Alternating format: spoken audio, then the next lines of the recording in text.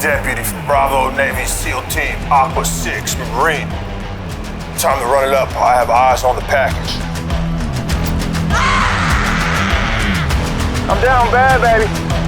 Can't see nothing. I don't think Joe put my parachute on though, Andrew. Welcome to episode 3 of Run It Up, brought to you by DollarShaveClub.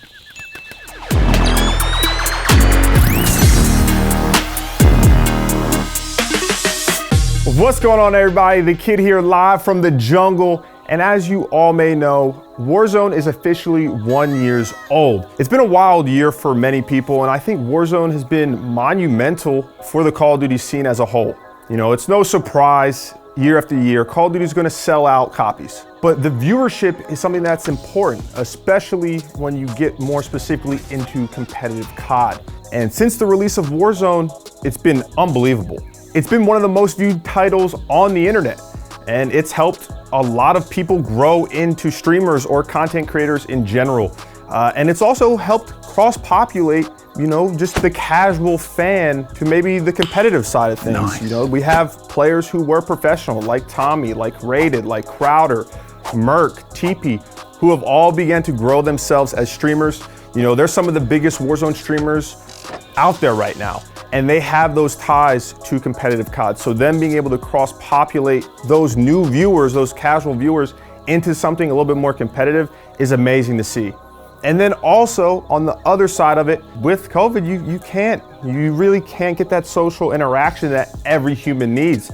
And that's why you've seen the likes of football players, athletes, musicians, artists play with these professional gamers. And it's so cool to see because you wouldn't think that they would have anything in common. You know what I'm saying? It's crazy because you get to build these relationships that you probably would have never had. That being said, I'm stoked for the future of Warzone to see how it grows. It's only been a year. You know, I hope we get to see this down the line 2, 3, 5 years from now. Hopefully there's a new map coming soon. But besides that, I'm excited, man. I really am.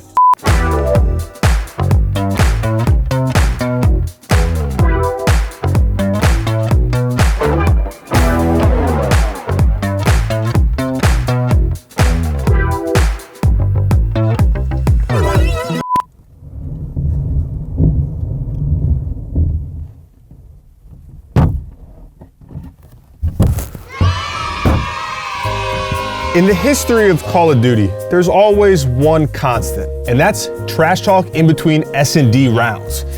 And today, I'm gonna give you all some tips on how to own real estate in your opponent's head, how to get them off their game, and how to get yourself a free win. In today's segment, I like to call trash. So we can't come up with something better than trash talk. Gunless, what you on, 60 hertz? Baby, you better turn up to 240, you playing the deputy, kid. Now this line can throw your opponent off by having them second guess themselves and focus on changing their settings instead of planning for the next round. Oh, Clay, hold up, Clay, what you do?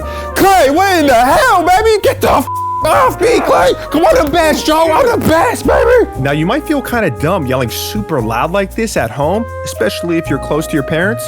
But being able to set an expectation in your opponent's head early that you're feeling super confident and coming in hot can swing some maps in your favor based solely on the vibes.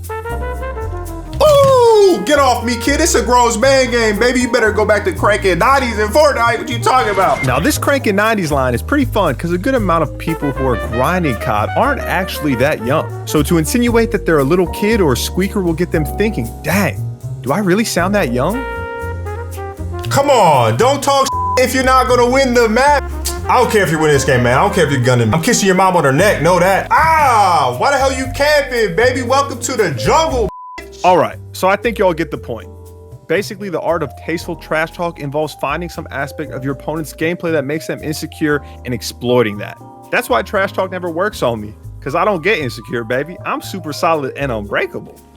Well, that's enough for me, guys. I hope you learned a thing or two if you're trying to get some real estate, some property in your opponent's head to secure a dub in S&D. Let me know, though, in the comment section below what your best talk is. I want to know, does it stack up to the kids? I don't think it does, but I still want to see what your go-to lines are to try and get any advantage you can over your opponents.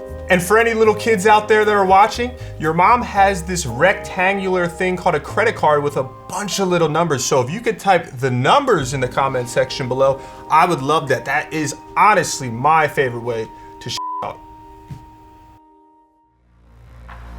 And last but not least, guys, I want to talk a little bit about the first major.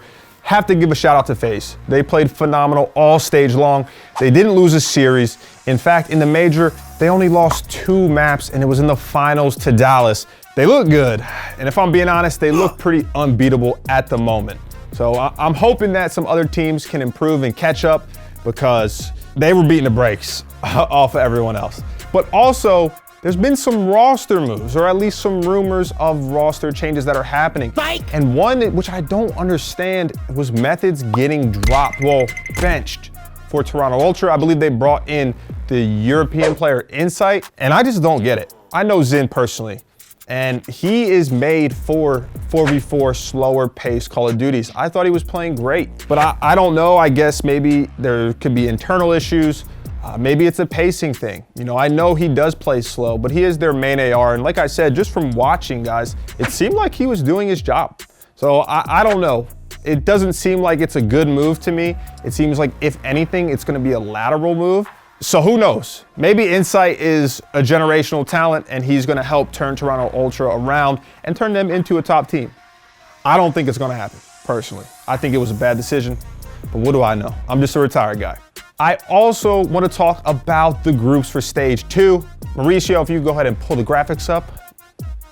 Let's go, Mauricio, my guy.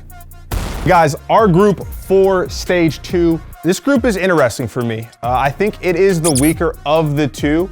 I think it's clear cut Atlanta FaZe is the #1 in this group. They just won the last major, they look great. I want to say the Thieves is right there, #2, but personally, I think it's Subliners. I mean, they did get 3rd at the first major, and they looked great. They're constantly improving, and they deserve it. You know, I don't know if there's gonna be a roster change with Hydra coming in. He is in the United States now, so that could cause some internal issues. Who knows? It's happened in the past. It could definitely happen again, but I think that they are the 2nd best team in the group, and that's why I have LA Thieves just kind of middle of the pack. I have them #3. In this group. I think those will be the 3 teams that make it out into a winner's bracket, that being FaZe, Subliners, and the Thieves. I think with how exciting the matches were, guys, in stage 1, we're gonna be in for a treat for stage 2. Hopefully we get some surprises. You know, I don't want it to be as clear cut and FaZe just run the group. You know, maybe we can get an upset here or there, or a new team emerging as a top team.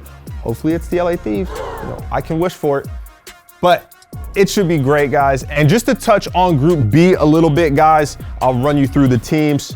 I'm real excited for Empire, Chicago, Mutineers, even the Legion, as well as Minnesota. Not excited for the bottom team, but I definitely think that this is the stronger of the two.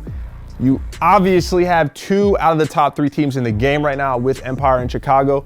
And I think you have a lot of teams that are in the middle of the pack, but they've been improving, and you're really starting to see them play up to their potential. But we're just gonna have to wait and see, guys. And no matter what, I know we're gonna get some great Call of Duty matches.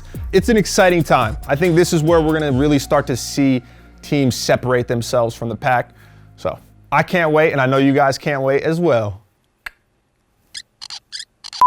Hi, Andrew, what are you even doing? You doing this? I don't even know. Like, it's a Fortnite game, so I didn't even want it. Andrew, I'm a grown-ass man. I don't play Fortnite. I played season 1, and these motherfuckers turn into Bob the Builder. As always, guys, thank you so much for watching episode 3 of Run It Up, brought to you by DollarShaveClub. But there is something important I want to ask, guys. I want your opinions on if you want me to talk about more general Call of Duty like I did in today's episode, or if you want me to dive deeper into the competitive side of things. Obviously, I have a competitive background, but at the end of the day, we're all gamers. So I love talking about everything and anything Call of Duty. Also, if you guys do have any ideas for future Run It Up episodes, I would appreciate it if you could let me know in the comment section below. We read every single comment, and I would love any idea from you, good or bad. And I'll tell you what, I'll definitely respond, especially if you use your mom's credit card. My abs was feeling it. I probably look so stupid right now. I've never jumped out of parachute, so I'd imagine this is how it'd be. Oh shit, I'm so sorry.